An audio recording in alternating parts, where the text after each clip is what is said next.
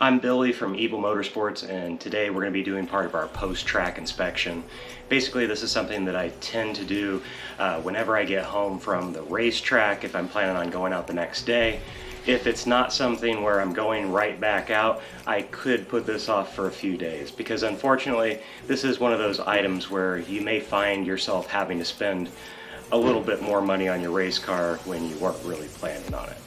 So we'll get the wheels cleaned up and then we'll get our inspection going.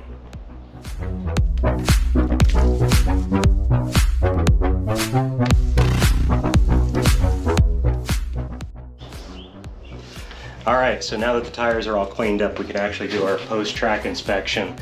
It's important to look at the lip of the actual wheel. Make sure you don't have any big gouges, any new damage here that you've picked up.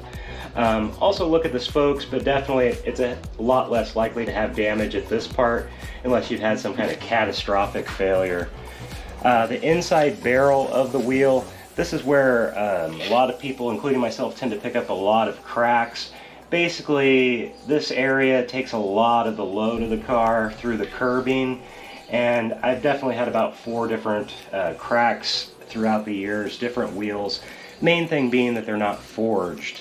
It's always best to have a forged actual wheel because it can actually sustain the hitting of the curbs a lot more than the cast type wheel. The tires themselves look okay on this one, but definitely that's where you can also pick up some damage. This tire actually got to the point where it got too hot and started to blister and delaminate.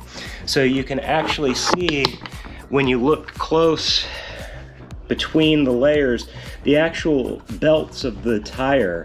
So as this tire gets hot, again, this tears more, gets more open, and eventually this tire will just come apart because of that. So unfortunately, now at this point, we do have to get some new tires to put on these because we're not going to be able to take this back out to the track in its current situation.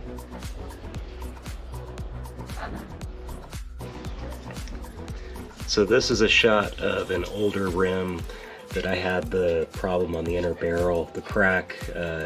It doesn't really go very far inside the actual rim, so it did hold air when we took the tire off, but the wheel isn't really worth enough to actually repair. So that's just an example of what you might find when you're doing your post-track inspection.